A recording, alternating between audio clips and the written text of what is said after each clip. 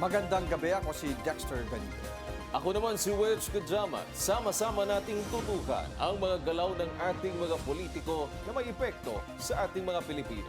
Ito ang Politico Nightly. The biggest cover-up daw, pagdinig ng Gatchalian Block sa flood control scandal, pinunaan ni Senador Alan Peter Cayetano. 18 Maleta Boys, inisnab din ng hearing ng Gatchalian Block. Akusasyon kay Senadora Loren Legarda, binawi. Huwag pa-victim! Malacanang may hirit kay Senador Alan Peter Cayetano. Proposed interim arrangement sa Senado, di pabor sa Palasyo. Curly Vizcaya, inaresto na. Tinaguri ang flood control king, bakit kaya may arm casts?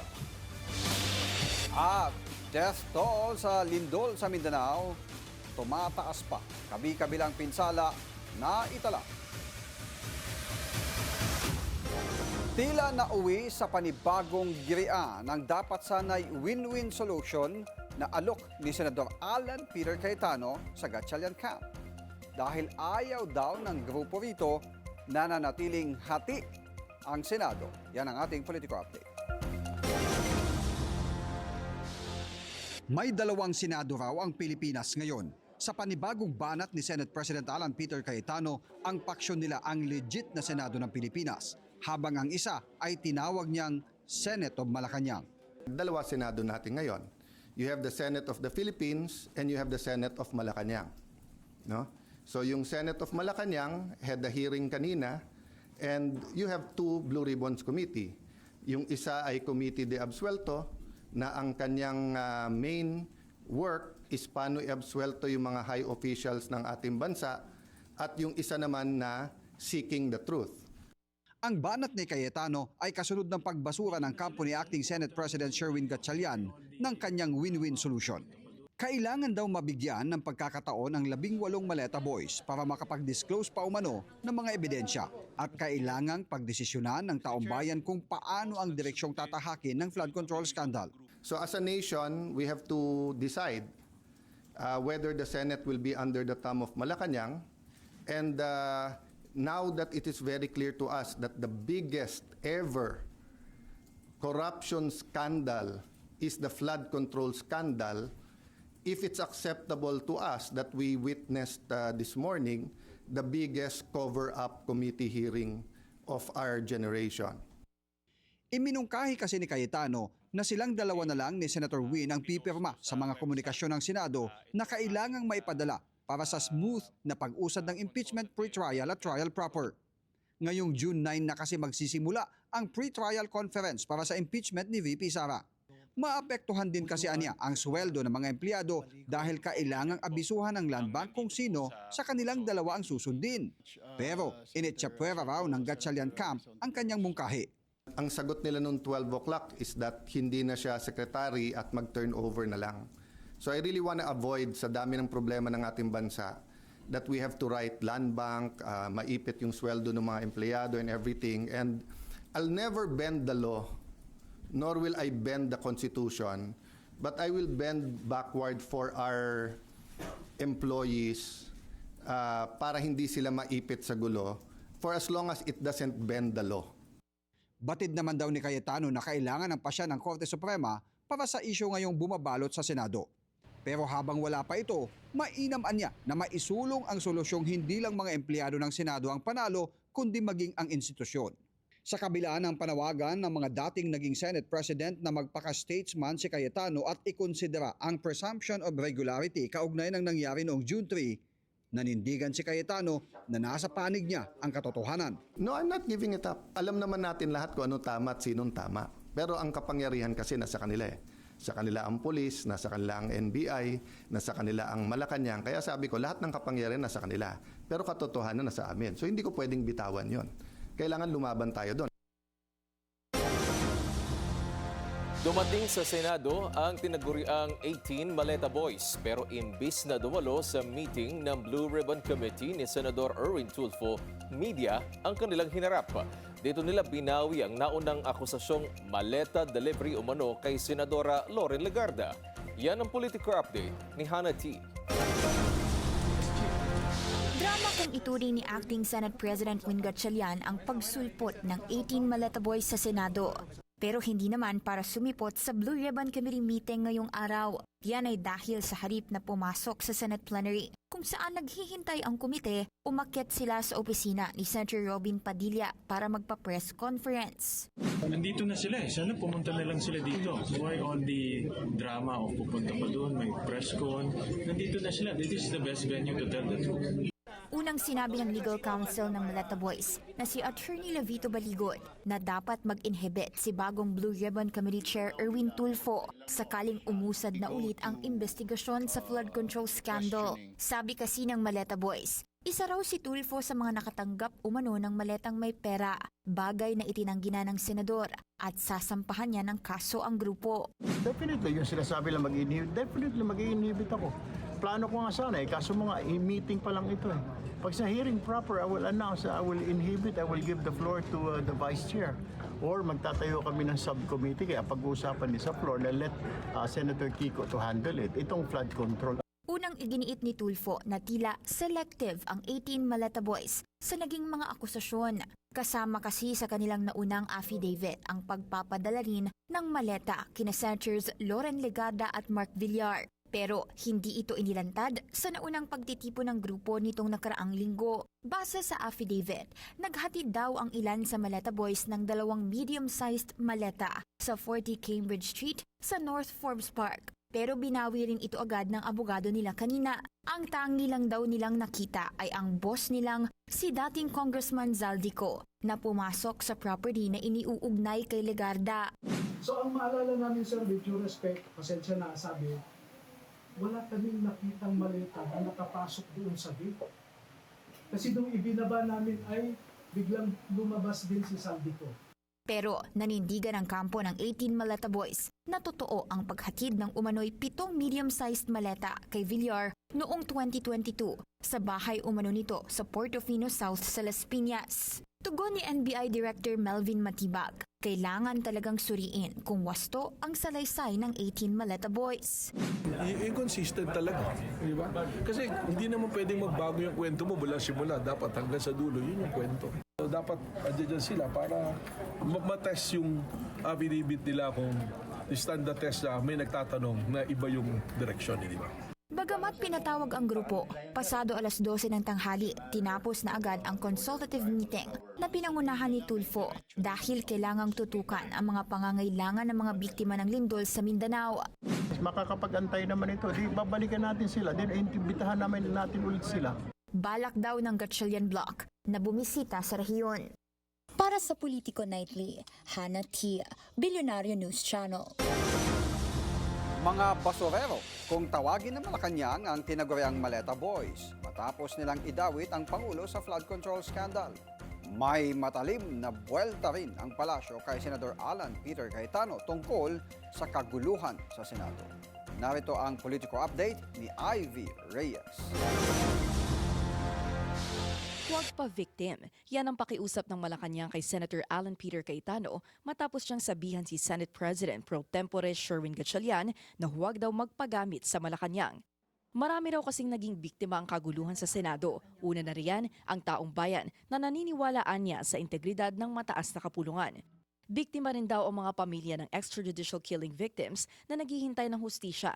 At kung talagang involved ang palasyo sa mga kaganapan sa Senado, hindi raw mangyayari ang putukan noong May 13 at ang pagtakas ni Senator Ronald Bato de la Rosa. So, ang sinasabi ay mag-ingat sa Malacanang, mas mag-ingat po ang taong bayan sa mga taong nagkukunwari at nagpapanggap na banal. Yusek, are you referring to Senator Alan Cayetano dun po sa sinabi niyo nagpapanggap na banal? Wala po tayong pinapatamaan sa lahat po ito. Kung tatamaan po siya, wala na po tayong magagawa ron. Hindi rin pabor ang Malacanang sa proposal ng Cayetano Block for an interim arrangement kung saan dalawa sila ni Senator Gatchalian na pipirma sa mga opisyal na transaksyon ng Senado habang pareho nilang kiniklaim ang Senate leadership. Muli, ang kinikilala ng ehekutibo ay si Senator Sherwin Gatchalian. Walang maidudulot sa ngayon ng ganitong klaseng arrangement. Baka mangyari na naman ang nangyari dati sa House of Representatives kung saan meron na silang term sharing agreement na hindi tinupad agad ni Senator Alan Cayetano. Matatanda ang noong 2019, inamin ni FPRRD na ayaw umanong i-honor ni Senator Cayetano ang term sharing agreement nila ni dating House Speaker Lord Alan Velasco. Nagbitiw din sa pwesto si Cayetano Oktubre noong 2020, ilang minuto matapos maluklok sa pwesto si Velasco. Sa pagkaladkad naman ng 18 Maleta Boys kay PBBM sa flood control kickbacks, umismid lang daw muli ang Pangulo dahil alam naman daw niya na walang katotohanan ang mga ito. At kung mga kargador ang bansag ng ilang mga senador sa Maleta Boys, mga basurero naman ang tawag sa kanila ng Malacanang. Para sa Politico Nightly, Ivy Reyes, Billionaire News Channel. Hindi raw papayag si Senador Raffy Tulfo na ihambing sa hanay ng mga pambansang bayani ang tinaguriang 18 Maleta Boys. Sa kanyang opening statement sa Blue Ribbon meeting ngayong araw, binatikos ni Tulfo ang kredibilidad ng tinagurian niyang 18 kargador. Pero nakakaya naman po sila sa iba nating mga bayani na itong 18 kargador na ilang taon nagtrabaho kay Saldico, may 7 years at 9 years at nagbitbit daw, sabi nila, ng sangkatutak ng maleta ng pera. At bigla na lang tinubuan ng konsensya at ngayon ay naninira ng buhay ng mga inosenteng tao, ay tatawagin nating bayani. Pasensya na, hindi ako papayag na matabi ang mga sinungaling nito kila Jose Rizal, Andres Bonifacio at mga dakila nating OFWs. Hindi rin daw dapat tawaging ex-Marines ang nagpakilalang bodyguards at bagmen ng puganteng si Zaldico, lalo na't karamihan daw sa mga ito ay dishonorably discharged. Let me call on them 18 kargador. Kasi nga po, nagkakarga sila ng mga mali-maletang pera, sabi nga nila. Yung po talagang trabaho nila, taga-bitbit, taga-karga ng maleta. Simula pa lamang po na tinawag silang 18 Marines, may paglilinlang na agad. Yung bansag na 18 Marines sa isang paraan upang pabanguhin sila sa publiko.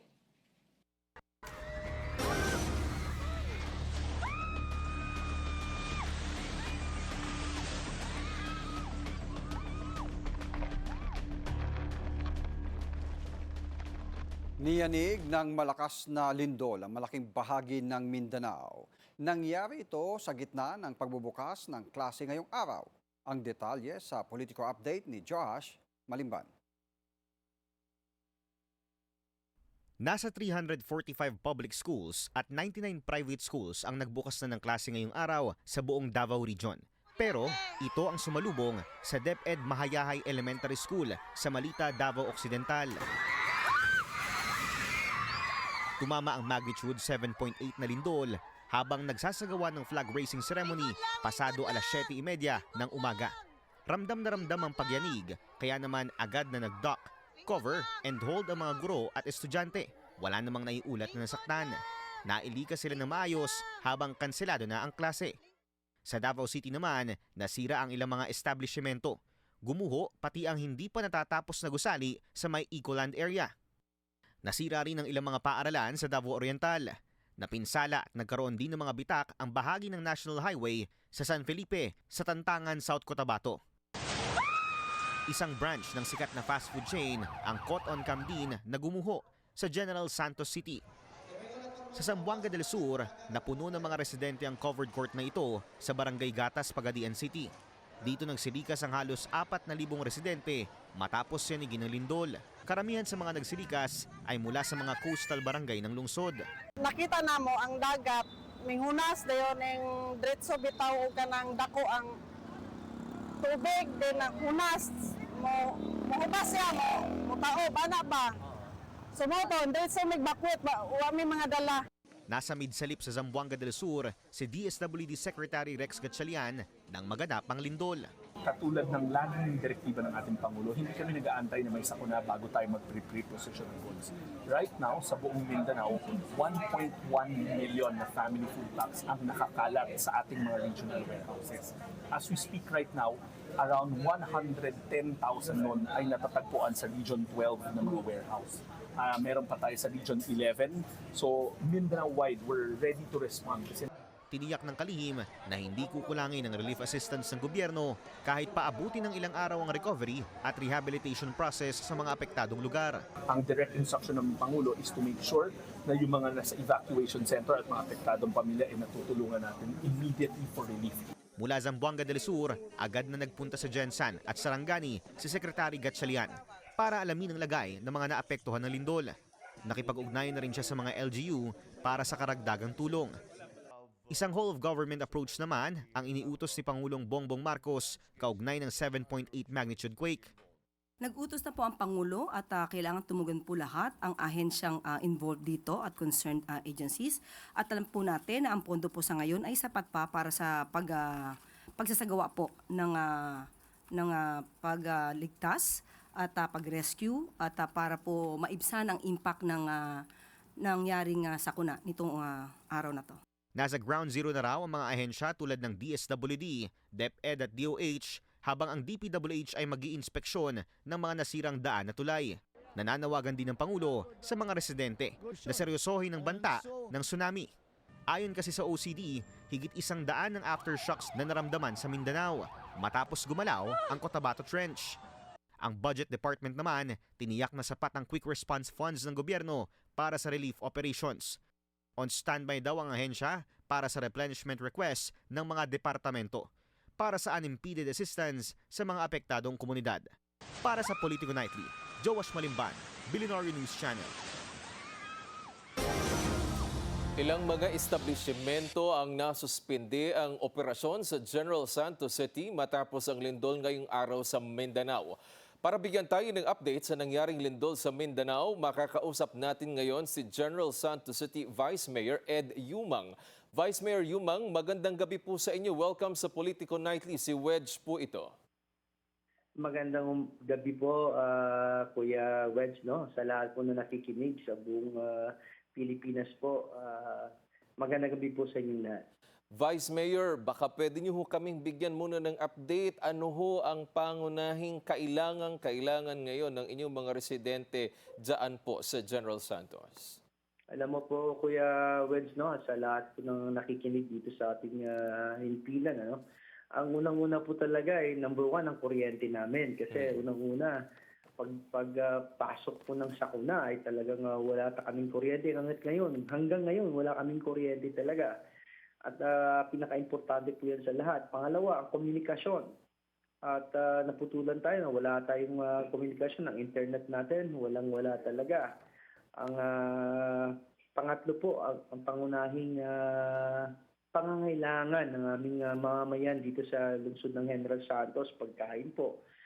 At pang-apat po, ang kinakailangan po namin, ang assistance po ng mga engineering natin, no? Kasi engineers natin na inspeksyonin ang lahat ng pampublikong eskwelahan, lahat po ng publikong infrastruktura upang ma-assess po kung ang structural integrity po ng building po ay pwede pang pasukan at safe po sa kapakanan ng bawat mamamayan, lalong-lalo na po sa amin, ng mga sa gobyerno na nagtatrabaho. At ang panglima po na dapat nating tugunan ng pansin po talaga ay ang hindi lamang ang pangangailangan pangangailangan ng ating mga kabataan, lalong-lalo na yung mga estudyante po natin. Kasi napakalaki pong impact itong pangyayaring sakunang itong lindol. At nakikita ko po ang epekto sa mental na at psychological na aspeto ng mga kabataan natin. Maswerte na lang po at napapasalamat din po ako na yung nangyaring sakuna na ito ay sa kalukuyang nagpa-flag ceremony ang mga kabataan at nag-orientation sa unang pasukan, unang araw ng pasukan. Kung nagkataon po na Martes nangyari napakalaking sakuna talaga at napakalaking mawawalas na buhay ng aking pinakamamahal na kabataan. Vice, meron ho ba kayong information gaano ho karami yung mga residenteng inyong nasasakupan ng apektado sa kasalukuyan at sapat din po ba ang inyong pong mga evacuation centers kung sakali pong kailangan po nilang lumisan muna? Unang-una po, actually meron tayong datos, no. As of this time, as of 4 o'clock in the afternoon na nag-session tayo, special session tayo na nag-declare ang sangguniang panglusod ng lungsod ng General Santos ng state of calamity ay may datos po tayo na 11 po ang nabuwis ng buhay, 148 po ang injured at almost 1 billion pesos po ang mga istrukturang nawala o nasira po. At ang pamilya naman po ay ina-assess ngayon ng ating CDRMMC, ang City Disaster natin na dapat malaman natin kung ilan lang lahat ng mga apektadong pamilya nang sa gayon umagang-umaga pa po bukas ay mabigyan na agad ng unang ayuda para sa kanila. Meron na ho ba kayong paunang anunsyo kung ano ho ang plano? Kasi dapat first day of classes ng mga estudyante ngayong Lunes. Actually po, maaga po ang ating mayora, no? Honorable Lorraine Pacquiao na nagpalabas po ng executive order o memorandum, no? Na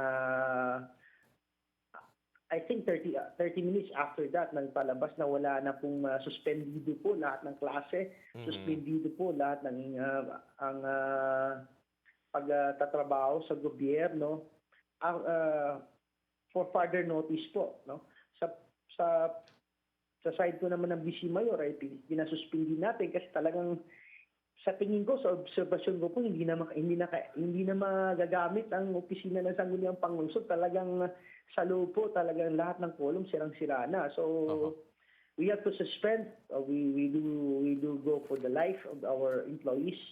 At sa lahat naman po ng DepEd, I think tomorrow wala rin pong klase.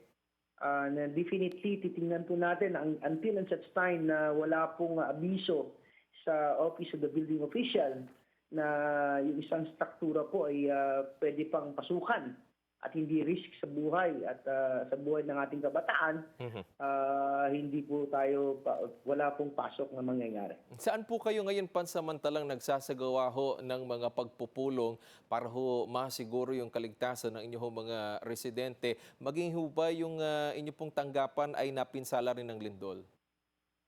Talagang pinsala ang opisina ng Vice Mayor at Sangguniang Panglungsod, no?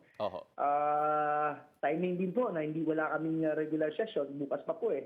At nagpapasalamat naman sa Panginoon na nangyari Lunes, hindi Martes. Kung nagkataon ng Martes ay na marami pong mapipinsala at maraming buhay ang makakalas. Ngayon po, sabi ko nga, wala po kaming total blackout po in General Santos City. Wala pa kaming kuryente. Pila-pila po ang mga kabataan natin ngayon sa bawat barangay na nagcha-charge ng kanilang cellphone para makapag-communicate sa kanilang kanya-kanyang pamilya. Ngayon po, andito po ako sa barangay hall ng Barangay San Isidro kasi wala tayong kuryente sa bahay. Dito po tayo nagsisilong muna, pansamantala sa opisina ng Barangay San Isidro, General Santos City. Yun nga, ako po nakikiusap sa Coteco to Management na bilisan sana ang itong pag-aantalang ito at understand ko naman po ang kanilang kagipitan na maagapan itong problema nito. Subalit, ating pong obligasyon na bigyan natin ng tamang serbisyo ang bawat mamayan ng General Santos City, lalong-lalo na itong sakunang nangyari sa atin. Vice, ano na ho ang pangunahing naiabot ninyong tulong para ho sa inyong mga mamamayan dyan? Actually po, preparado po ang lokal na pamahalaan itong sa pag-respond ng ganito, no? Subalit hindi po pasulungan talaga ng serbisyo na maibigay natin kaya nag-declare tayo ng state of calamity upang mailabas natin yung pondo bukas ng umaga at maibigay na rin sa lahat ng itong pangunang ayuda para sa kanila sa pagkain, health services, mental health natin. I did call to my Committee on Laws to pass an ordinance na para naman sa atin pang matagalan solusyon sa problemang ito sa lahat ng business sectors natin, na magbibigay tayo ng tax holidays sa lahat ng business investors natin. Nang sa gayon, hindi sila mawala ng pag-asa na maiaahon yung problemang kanilang hinaharap ngayon dahil sa sakunang ito. Vice, limitado ho ang operasyon ng inyong airport. Maraming negosyo rin ho ang sarado. Paano niyo po matitiyak ngayon na tuwiran at agad ho na maipadadala yung tulong sa mga apektadong komunidad? Kanina po ay nagpapasalamat po tayo sa agapan action ng ating opisina ng Pangulong Presidente Marcos sa pangunguna ng ating Department of Health, Secretary Herbosa, at saka ang DSWD, Secretary Gatchalian. At na-met ko sila kanina, talagang bilib din ako sa kanila eh. Talagang kahit na naglilid sa Jensen, nandito sila. So I'm very happy that these people, these agencies, did respond immediately to the needs of the people. So agaran naman po nag-umaaksyon ng ating ahensya ng pamahalaan. Pag-aagapay nila ang ating lokal na pamahalaan upang mabigyan ng lunas at mabigyan ng pangunahing tulong ang ating mga mamayan dito sa lungsod ng General Santos. Vice, nakakaranas pa rin ho ba kayo ng mga aftershocks hanggang sa kasalukuyan, at ano ho ang gusto nyong maiparating sa mga taga-Jensan na nakakaramdam ho ng takot at pangamba? Tama po, hanggang ngayon po meron ng aftershocks, kaya ako po'y aking silang inaanyayahan na kung sana, kung kanilang bahay mas 2-story, 3 stories, or 1 story, but meron naman silang playground, aking po silang inaanyayahan na huwag na munang matulog sa loob ng kanilang bahay, sa labas lang muna ng 2 o 3 araw ng sa gayon, hanggang mawala itong mga aftershocks natin. Hindi natin alam. Sinasabi nila aftershocks medyo mahina sa una talaga na trigger, but that's not the scientific approach. Kailangan handa tayo sa lahat ng pangyayari. So it's better na huwag muna tayo matulog sa bahay, dala muna sa tabi ng bahay na open. Talaga, alam mo, Kuya Wedge, nakakatakot kanina. Ako nga, akala ko mahina lang. This is for 55 years. I'm already 55 years old. Ngayon lang ako nakaranas ng ganitong klaseng lindol na talagang napakalakas. Vice Mayor. I am asking the Filipino people, sana naway matulungan nyo ang Jensan, at nang sa gayon ay ipagdasal nyo kami na maiaw namin itong sakunang itong nangyayari sa amin. Panalangin po namin ang inyong kaligtasan dyan sa General Santos City. Vice Mayor Ed Yumang, maraming salamat po. Magandang gabi po sa inyo. Salamat po, Kuya Wed. Maraming salamat po sa lahat po na nakikinig. Ako po'y nananalangin sa inyo na naway tulungan niyo po kaming makaahon at mabigyan ng pag-asa at muling babangon sa sakunang ito. Magandang gabi po sa inyo. Ingat po. Nakidalamhati naman ang US Embassy sa lahat ng mga apektado ng lindol sa Mindanao. Sa isang pahayag, sinabi ng embahada na patuloy ang kanilang close monitoring sa sitwasyon, katuwang ang Philippine authorities. Handa rin daw silang magbigay ng suporta para sa mga isinasagawang response efforts sa mga apektadong lugar.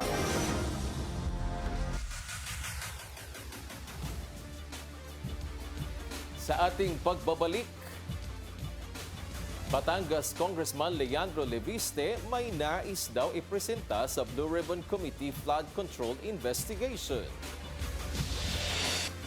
At Senador Alan Peter Cayetano tanggal na bilang Senate President sa official Senate website. Kumbalang sa Politico Night.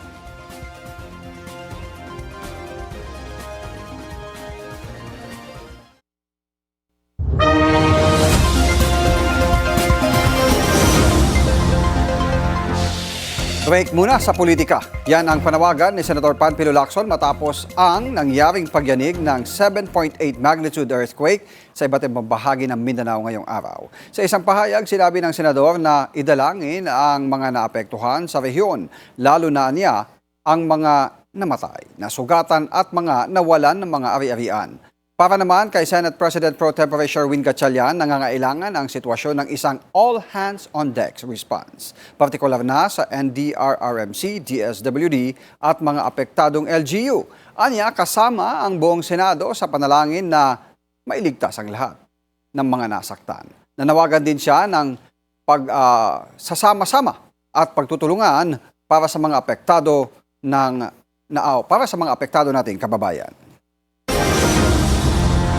Dumako naman po tayo sa Sarangani Province na niyanig din ng magnitude 7.8 na lindol. Ngayong araw, makakausap natin si Kiamba Mayor George Jong Falge. Magandang gabi po, Mayor.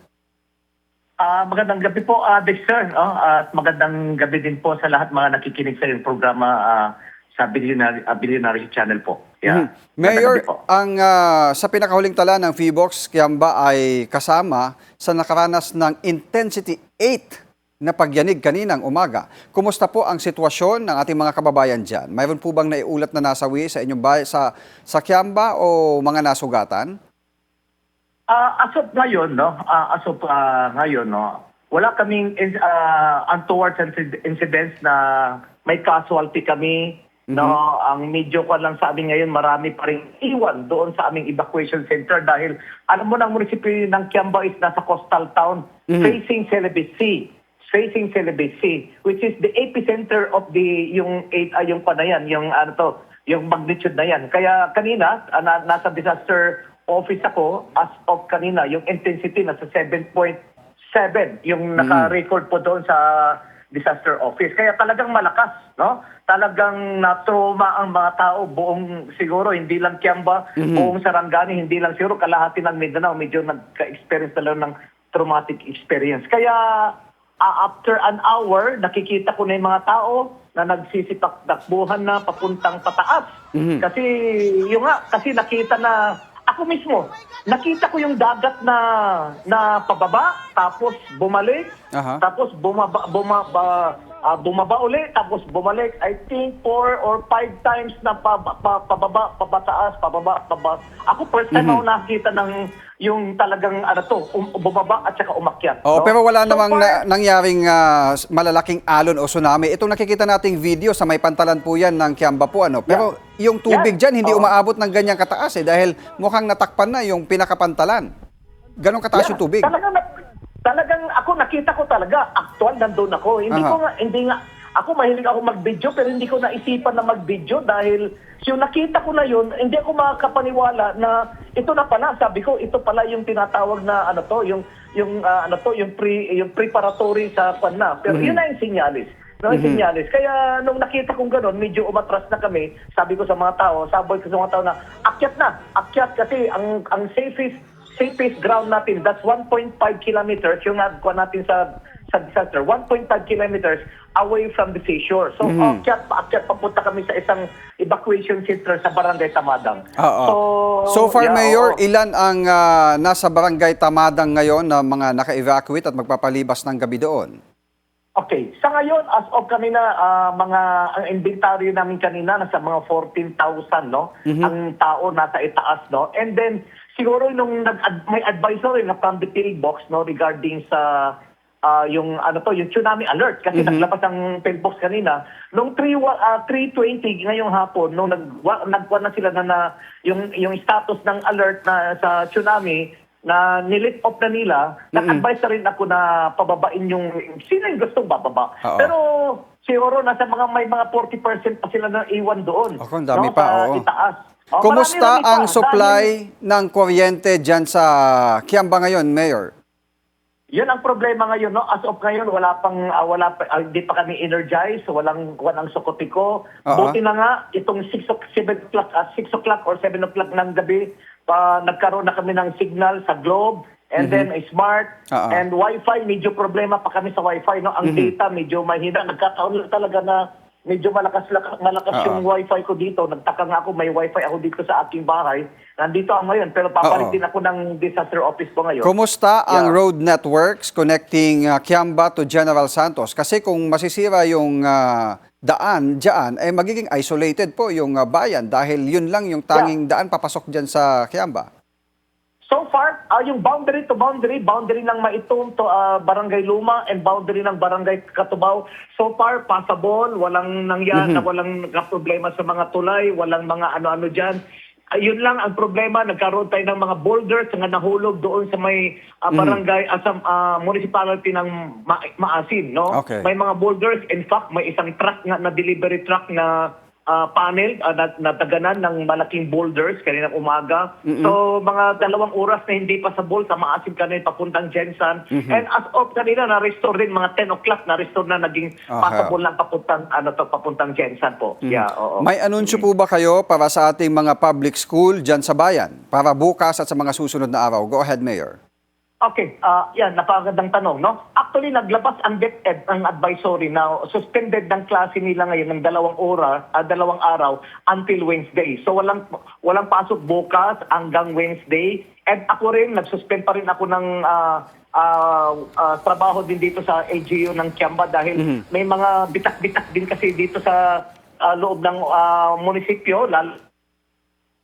Sa 3rd floor, may mga nabasag na mga jealousy, mga salamin, no?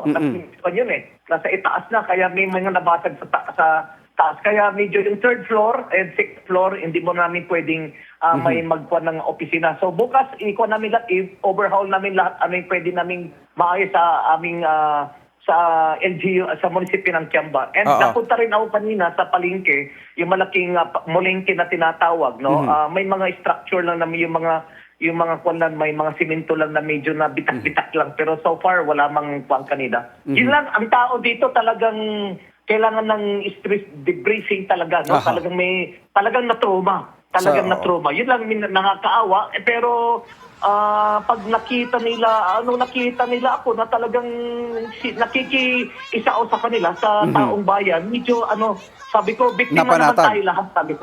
Biktima Mayor, tayo lahat, no? Oo. Yeah, May sapat po bang mga structural engineer ang bayan ng Kiamba para masuri itong mga gusali ng bayan kung pwede nang magamit or hindi? Or paano po ba ang system nito? Kailangan ba ng tulong ng national government dyan? Yeah, kung meron, no? Kasi like for example, yung molengke namin, no, may mga structure man din doon na medyo talagang pinuntahan ko kanina, may mga picture kami, no? May mga picture kami na ano yung pwede namin yung mga beam doon, may mga nag-crack na beam, no? Ay ang lalaki, malalaki pa naman yung beam na yun. Kaya as of bukas, no, hindi mo na ako magbenta yung mga nagbebenta doon pero sa labas lang muna ng palengke. Pero yung may isang siguro kalahati that or 1/4 ng tono na pwede na hindi mo na ipapagamit yung isang yung palengke po. Pero yung munisipyo yung 3rd floor talagang hindi talaga pwede na makuha dahil ang daming nabasag po ng mga glass po. Sa mga gustong tumulong, Mayor, dyan sa bayan, saan po ba sila maaring makipag-ugnayan o maghatid ng tulong o donasyon? O kung yung mga structural engineers na gustong tumulong para sumuri doon sa mga gusali ng pamahalaan dyan sa inyong bayan, saan po sila makikipag-coordinate? Go ahead. Nag-set up ako ng incident command system, which is yun naman ang madalas namin kinuha. No? Every time, pinapractice namin, may ICS kami. So andyan lahat, as chairman sa incident command system, ang aming Philippine National Police, the Disaster, Health, DSWD, Engineering, nandyan po kami lahat. Itong araw na ito, 3 beses po kami nag-meeting regarding ano yung mga plans namin, ano yung pwede namin maikuan. Kung sino po yung mga gustong magbigay ng tulong po sa amin dito, pwede nyo i-direkta po dito amin sa munisipyo ng Kiamba, no? Sa sa incident command system namin, headed by our municipal administrator, no? Alfredo Balanag. And sa akin na po, kasi ako naman ang magman. Ako yung magmaman yun. Within this week, ako po yung talagang magkuhan dyan, no? Okay. Dito sa munisipyo ng Kiamba, no? Kung sino yung gustong magbigay, kailangan namin ng mga mineral water, wood packs, no? Kung may mga cash, para sa fund po natin, sa parang street debriefing natin sa mga lalong-lalo na sa mga bata. No? Okay. Talagang trauma ang mga taong bayan po dito sa munisipyo ng Kiamba. Lalong-lalo na, siyempre, ang binabantayan namin yung although may mga aftershock pa kami until now, ito ngayon, mga 8 o'clock, may aftershock pa rin kami dito nararamdaman. No? Pero at least nag-lift off na yung ating sa tsunami alert. Sabi ko, wala namang kwan yan. Pero yun lang kasi mapigilan yung tao pag aftershock, yung tao aakyat ulit doon sa itaas. Hindi namin sila pwedeng pigilan. Okay. No? So, sa sobrang takot, dahil coastal po kami. Nasa coastal area po kami. No? Okay. Yeah, oo.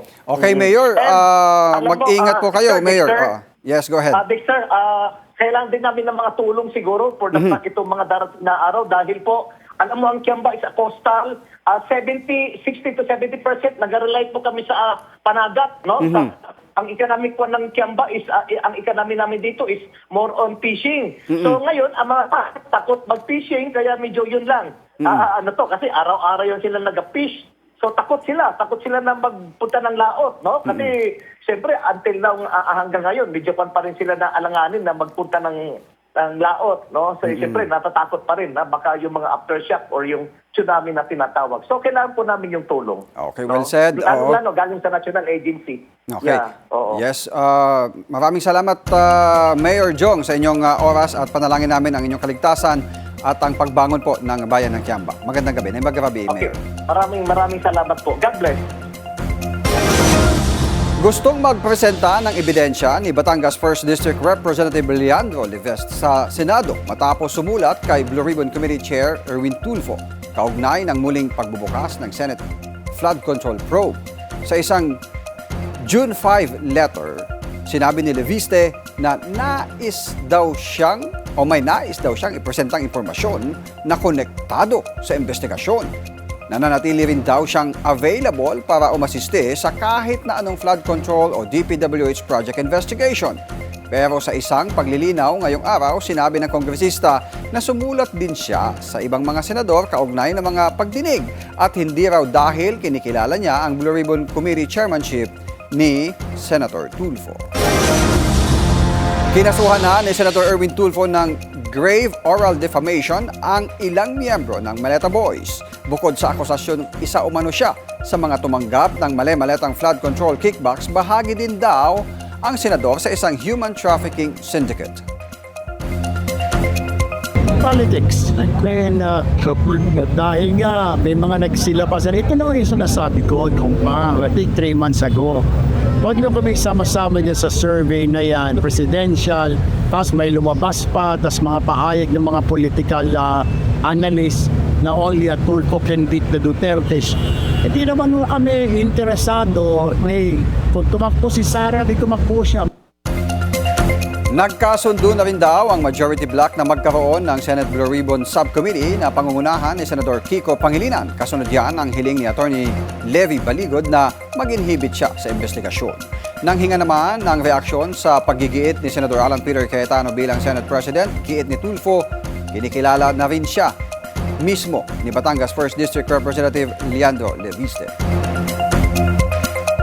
Kinikilala po ng anak ni Senador Lorraine Legarda, si Leandro Leviste, Congressman Leviste, ang nagiging legitimate po natin na chairman. Sumulat po siya sa akin through email na gusto niya po mag-appear sa hearing po ng Blue Ribbon sa pangunguna ko po.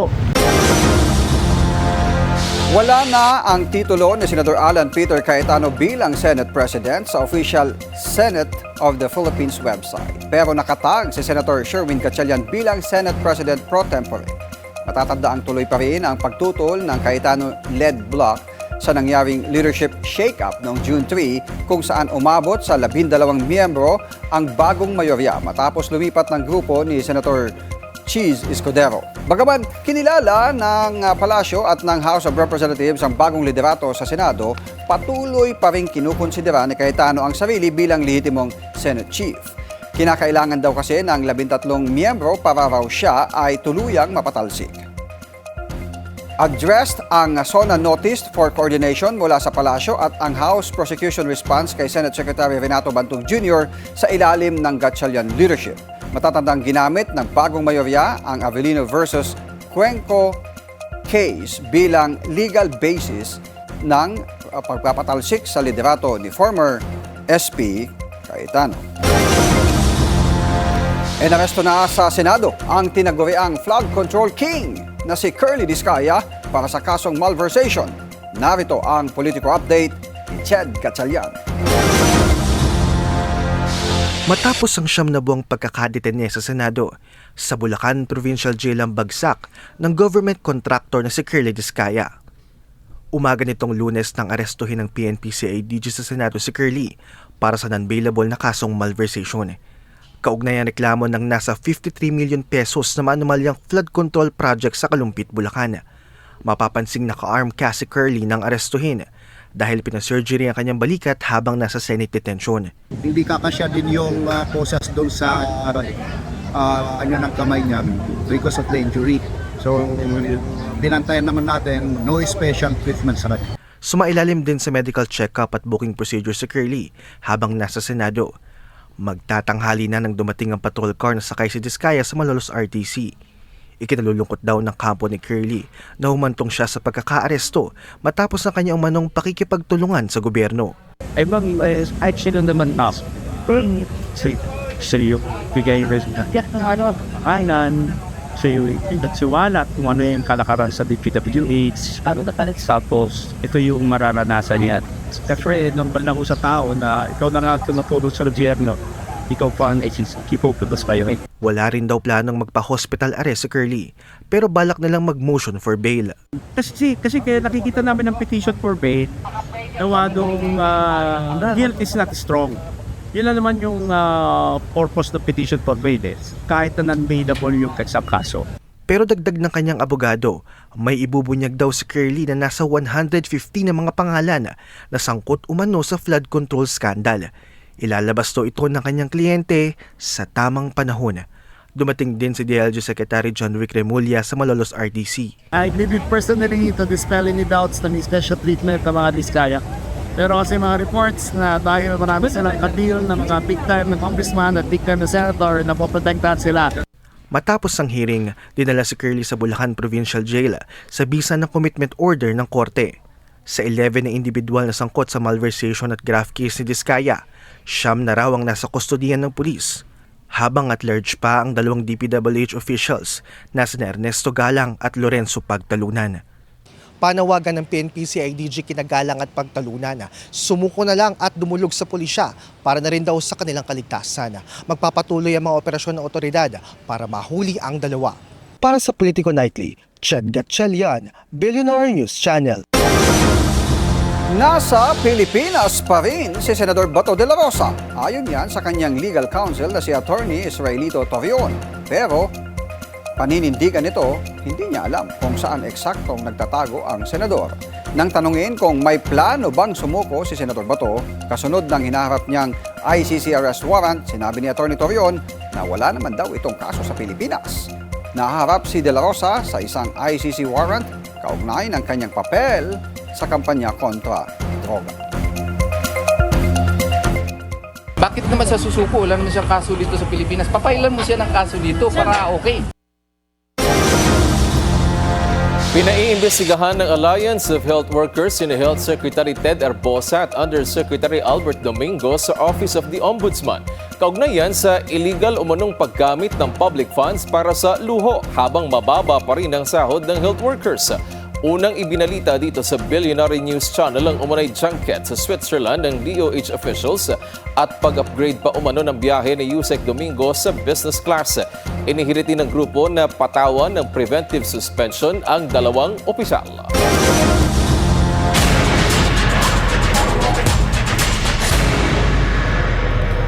Magagalit ang mga tao kung hindi agad aaksyonan ng Senado ang impeachment trial ni Vice President Sara Duterte.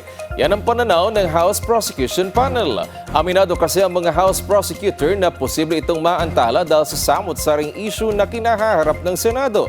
Hanggang sa ngayon, wala pa rin daw silang natatanggap na formal invitation mula sa Senado na tatayong impeachment court. Sa July 6 na asahang magsisimula ang paglilitis. Complete attendance daw ang prosecution at ang hamon nila sana walang absent sa mga senator judge. This is their constitutional duty as well. Kung ang 11 prosecutors ay merong tungkulin sa ilalim ng saligang batas, mayroon din pong constitutional duty ang 24 senators. Pero kung si House Prosecutor Jerby Luis ang tatanungin, tiwala raw siyang tutuparin ng Senado ang kanilang mandato sa ilalim ng pamumuno ni Senator Win Gatchalian. Samantala, kinumpirma ho ng Ateneo de Manila University na pumanaw na ang ADMU student athletes na sina Rene Clerc Baterbonia at Divine Adili. Yan ay matapos silang malunod sa gitna ng isang team building activity sa Dipakulaw, Aurora ngayong araw. Sa kanilang official statement, nagpahayag ang universidad ng pakikiramay sa mga naiwang pamilya, kaibigan, teammates, coaches at mga mahal sa buhay ng dalawang atleta. Nagpanawagan din ng dalangin at pakikiramay ang buong Ateneo community. Sa ating pagbabalik, panoorin ang ilan sa ating political local stories. Tutok lang sa Politico Night.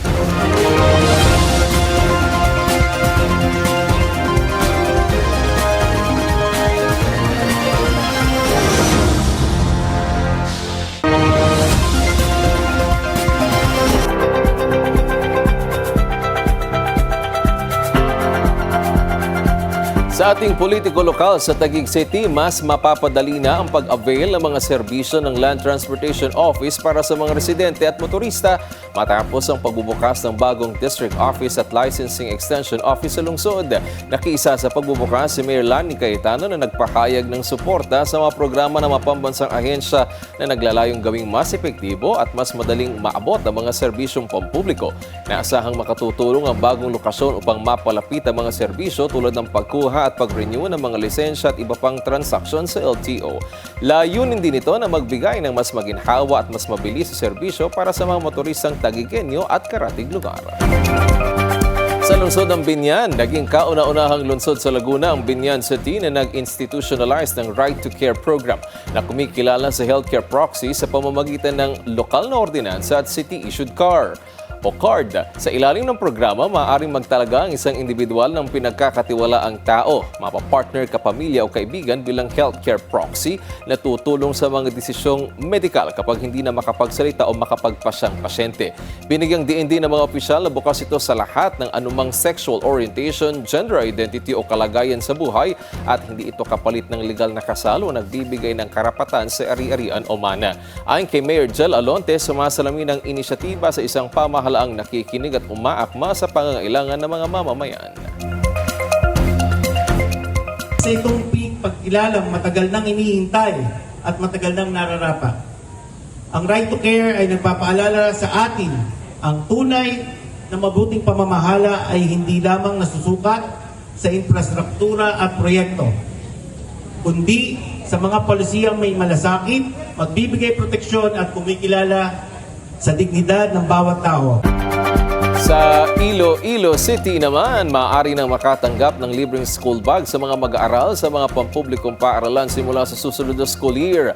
Ayon kay Mayor Raisa Treñas, pinag-aaralan ng pamahalaang lungsod ang pagdagdag ng libreng school bag sa mga benepisyong ipinagkakaloob sa ilalim ng School o Initiative to Share Kits that Uplift Learners Program. Layunin ng lungsod na palawakin taon-taon ng mga tulong pang-edukasyon upang mabawasan ang gastusin ng mga magulang at matiyak na may sapat na suporta ang mga mag-aaral. Kasabay nito, nagpamahagi rin ang pamahalaang lungsod ng libreng school supplies sa mahigit 3,500 na estudyante ng Ramon Avancenia National High School. Binigyang diin ng alkalde na nananatiling layunin ng lungsod na walang maiwan pagdating sa edukasyon at pagkakataon para magtagumpay ang mga kabataang Ilonggo. Sa Cebu Province, hiniling ni Governor Pamela Baricuatro sa Sangguniang Panlalawigan ng Cebu ang pag-aaproba ng 10 milyong pisong calamity assistance para sa General Santos City.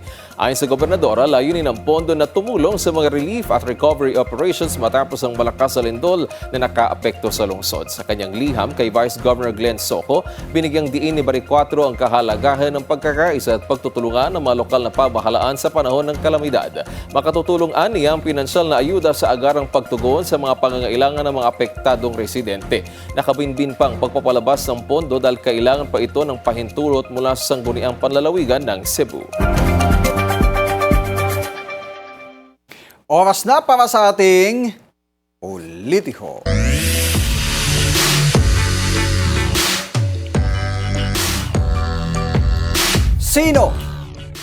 Sino itong isang dating mataas na opisyal na gobyerno ang usap-usapan ngayon matapos may ugnay sa umano'y 1 bilyong pisong settlement mula sa isang kilalang negosyante. At ayon sa ating Polyboard, sinusuri umano ng mga otoridad ang mga isyu sa buwis ng isang self-made businesswoman na nakilala sa industriya ng beauty at skincare. Lumutang ang mga usap-usapan ng sabihin umano ng negosyante sa kanyang mga kaibigan na bayad na ang kanilang mga problema. Ang tanong ng bayan, kanino napunta ang sinasabing bayad? Ito ayon sa ating Polyboard, hindi raw ito nakarating sa tamang ahensya at wala rin umanong opisyal. Uy, yan walang resibo na may papakita. Dahil dito may mga nagtatanong kung may dating maimpluwensyang opisyal ba umanong nakinabang sa sinasabing pondo. Dex. Yun lang, walang resibo. Ayan, clue. Ang clue, ang opisyal ng gobyerno minsan daw naging trending dahil sa mga fake at ghost receipts ng kanyang ahensya. May idea ka ba? Parang wala. Pero bago tayo magtapos isang pasadang good vibes, muna tayo. Sa kabila ng kanyang busy na schedule, naglaan ng tahimik na sandali si Vice President Sara Duterte sa pagbisita sa Diocesan Shrine of Saint Anthony de Padua sa Baybay City, Leyte. Nag-aalay siya ng panalangin at pagsindi ng kandila bilang pasasalamat sa mga biyayang natanggap at para sa kapayapaan ng bansa. Kasama rin sa kanyang prayers ang kalusugan at kapakanan ng kanyang amang si dating Pangulong Rodrigo Duterte. Kilala bilang isa sa mga dinarayong pilgrim site sa Leyte, nagsilbing pagkakataon din ang pagbisita upang magmuni-muni at magbigay pugay sa pananampalataya. Sa isang simpleng paalala po ito na sa kabila ng ingay, sa politika at mga hamon sa buhay, abay dapat may oras pa rin para sa panalangin, pasasalamat at pag-asa. Samantala, relate naman ang mga fur parents sa video ni Senator Win Gatchalian. Ibinahagi kasi ng senador ang kanyang stress reliever sa maingay na mundo ng politika at dami ng trabaho. Yan ay ang kanyang mga fur babies na sina Paprika at Perdel. Ayon sa senador, 3 taon na nang umuwi sa kanyang tahanan ng 2 adorable pups na spoiled dahil natutulog pang mga ito sa kanyang higaan. Tama yung sinasabi nila na therapeutic ang dogs. So, pag umuwi ka, parang nawawala yung problema mo. Cute sila, so laro-laro sila doon. So, nawawala yung pagod mo. Sabi nga nila, nothing beats a wet nose and a wagging tail that's excited to see you after a long day. Samantala, kung pag-iwan sa stress ang usapan, nature trip naman ang solusyon ni Senator Loren Legarda sa gitna ng maiingay na usaping pampolitika. Kasabay ng pagdiriwang ng World Environment Day, hinikayat ni Legarda ang publiko na magtuon ng pansin sa mga hakbang na makatutulong sa kinabukasan ng susunod na henerasyon. Ayon sa senadora, sa kabila ng mga distraksyon at ingay sa paligid, mahalagang huwag kalimutan ang pag-alaga sa kapaligiran. Dagdag pa niya, ang paggawa ng mabuti ay hindi kailanman mali, anuman ang sitwasyon. Isang simple pero makabuluhang mensahe. Habang may mga bagay na hindi natin kontrolado, mayroon tayong kakayahang magtanim ng pag-asa. At maraming salamat sa inyong pagsama sa amin ngayong gabi. Ako po si Dexter Ganibe. Ako naman si Wedge Kujamat hanggang bukas dito sa Politico Nightly.